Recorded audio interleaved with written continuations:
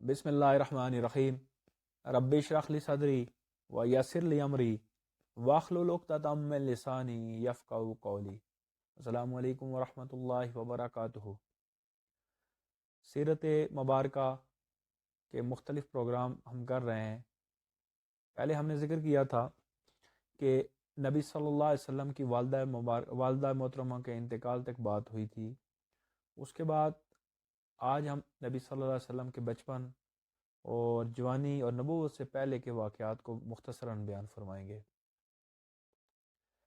जब हज़रत आमना का इंतकाल हो जाता है तो नबी सल्लल्लाहु अलैहि वसल्लम की परवरिश उनके दादा अब्दुल मुत्तलिब के सुपुर्द हो जाती है।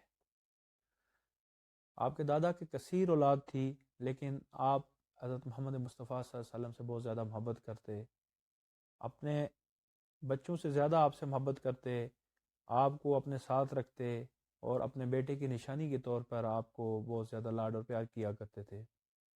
लेकिन ये वक्त मुख्तसर ही रहा। मुख्तसर वक्त ही आपने अपने दादा के साथ गुजारा। जब आपकी उम्र मुबारक 8 साल हुई तो आपके दादा अब्दुल मुत्तलिब भी इस दुनिया फ़ानी से कोच करके दारुल बका की तरफ चले गए।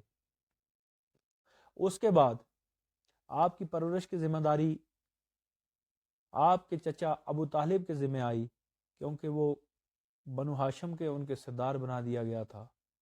वो ख़ुद भी कसीर औलाद थे, उनकी औलाद बहुत ज़्यादा थी, लेकिन नबी सल्लल्लाहु अलैहि वसल्लम की ज़िम्मेदारी को आसान तरीके से उन्होंने पूरा किया।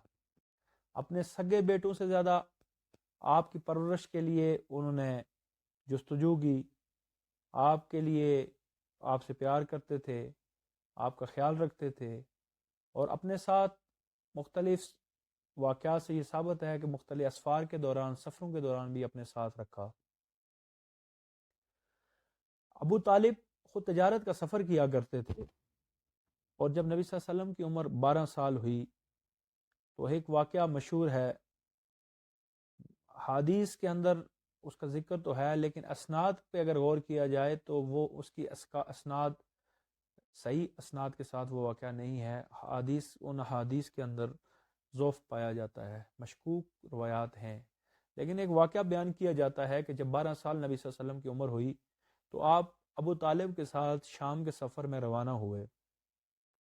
तो इस सफ़र में पहली दफ़ा आपकी अबू तालिब को बताया गया कि ये बेटा जो आपका है, जो आपने पाला हुआ है, ये आने वाले दौर का नबी होगा।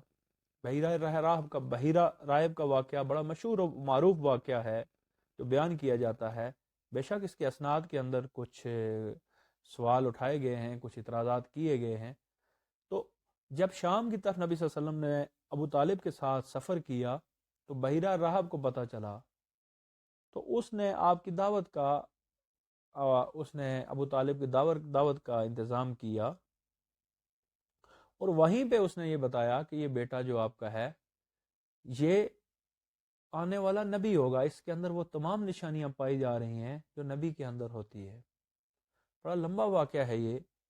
और ये भी कहा गया कि इसको वापस भेज दें कि जब आप शाम की तरफ जा रहे हैं तो यहूदी मिलेंगे और यहूदी जो हैं वो इसको नुकसान पहुंचा सकते हैं।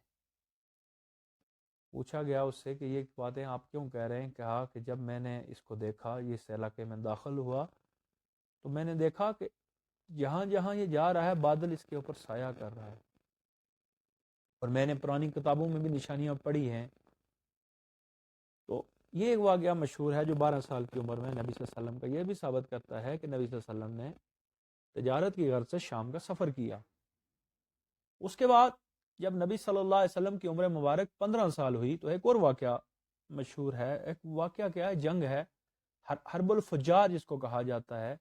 एक बड़ी मशहूर और मारूफ जंग थी जो दो कबाइल के दरमियान लड़ी गई और कुरैश की नुमाइंदगी करते हुए नबी सल्लल्लाहु अलैहि वसल्लम भी इसमें शामिल हुए।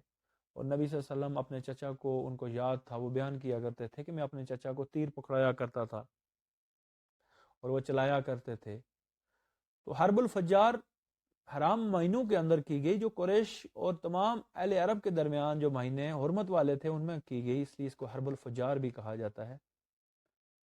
तो एक और वाक़या जो नबी सल्लल्लाहु अलैहि वसल्लम के साथ पेश आया, जब 15 साल की उम्र हुई और एक माइदा किया गया कुरैश के दरमियान, कुरैश के मुख्तलिफ कबाइल इकट्ठे हुए انہیں یہ معاہدہ کیا کہ ہم کمزوروں کی مدد کیا کریں گے، غریبوں کا سہارا بنیں گے، یتیموں کی پرورش کیا کریں گے، اور ظلم کرنے والے کو روکیں گے، خواہ وہ کسی قبیلے سے بھی تعلق رکھتا ہو۔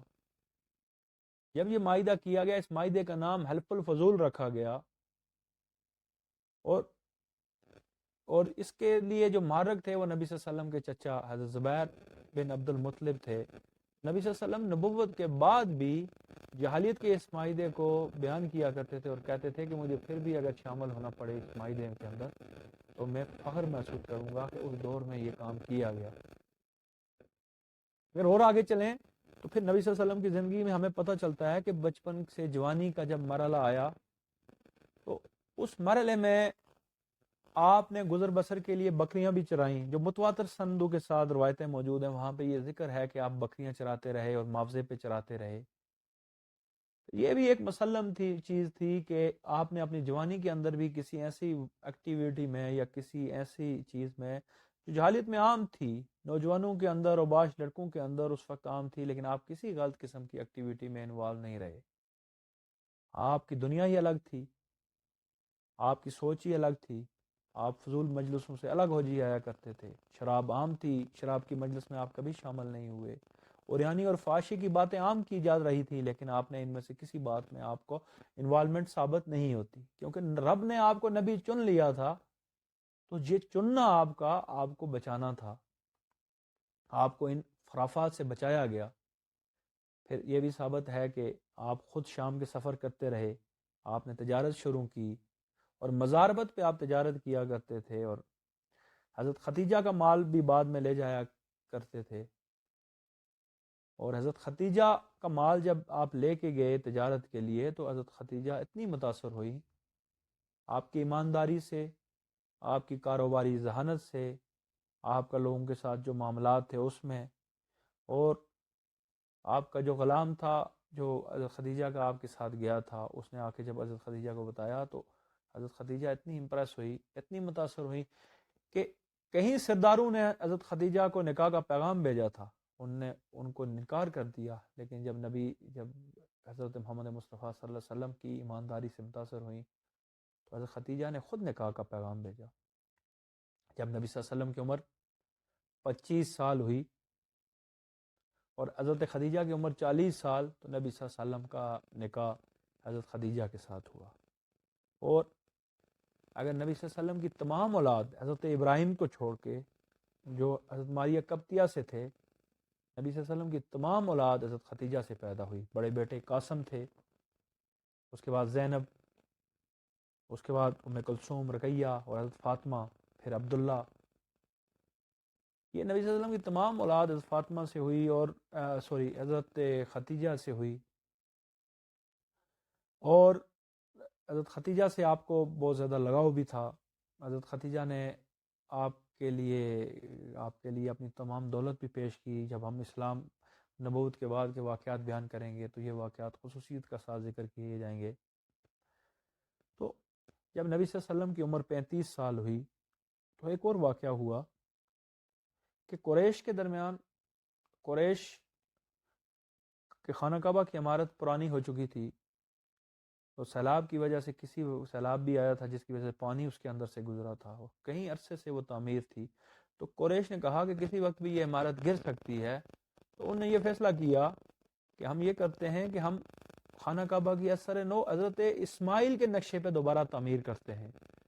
اس کے لیے انہوں نے یہ کام کیا کہ فیصلہ کیا کہ ہم اپنی غلط کمائی کو اس کے لیے نہیں استعمال کریں گے۔ تمام قبائل اکٹھے ہوئے، خانہ کعبہ کی تعمیر کا عمل شروع کیا گیا، اور تمام قبائل نے اس میں محنت کی خانہ کعبہ کی اور تعمیر میں۔ تو جب حجر اسود کو خانہ کعبہ میں رکھنے کا وقت آیا تو قبائل کے درمیان اختلاف ہوا، اور اختلاف اتنا بڑھ گیا کہ لڑائی تک نوبت آ گئی۔ ایک قبیلہ کہتا تھا کہ میں رکھوں گا، دوسرا کہتا تھا میں رکھوں گا، تیسرا کہتا تھا یہ شرف ہمیں ملنا چاہیے۔ اس وقت ان میں سے ایک شخص ذہانت میں بلند مقام رکھتا تھا، اس نے کہا کہ اس میں لڑنے والی بات نہیں ہے، ہم اپنا حکم بنا دیتے ہیں، اپنا منصف کسی کو بنا دیتے ہیں، وہ فیصلہ کرے گا کہ کس نے رکھا ہے اس کو سب مانیں گے.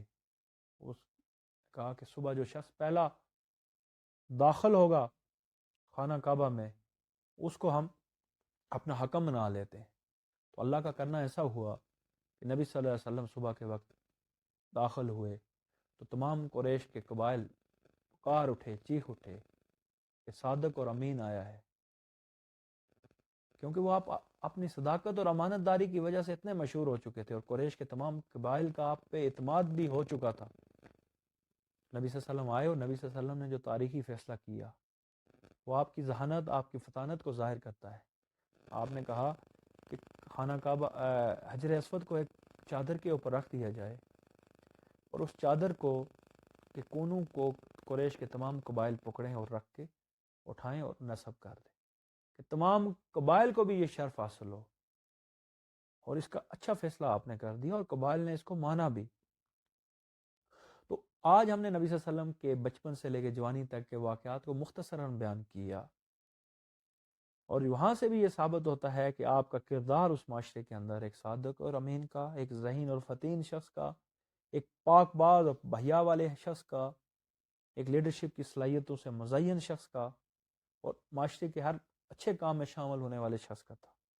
تو انشاءاللہ اگلے پروگراموں میں ہم نبی صلی اللہ علیہ وسلم کی نبوت کے بعد کی زندگی کو تفصیل کے ساتھ ڈسکس کریں گے. تو کوشش کریں کہ زیادہ سے زیادہ میرے پروگرام کو یوٹیوب چینل کو سبسکرائب کریں اور بیل آئیکن کو دبائیں تاکہ زیادہ سے زیادہ آپ لوگوں تک یہ میرے سیرت اور مختلف اسلام سے متعلقہ پروگرام پہنچ سکیں. اسی پہ میں اپنی بات ختم کرتا ہوں. وما علینا الا البلاغ.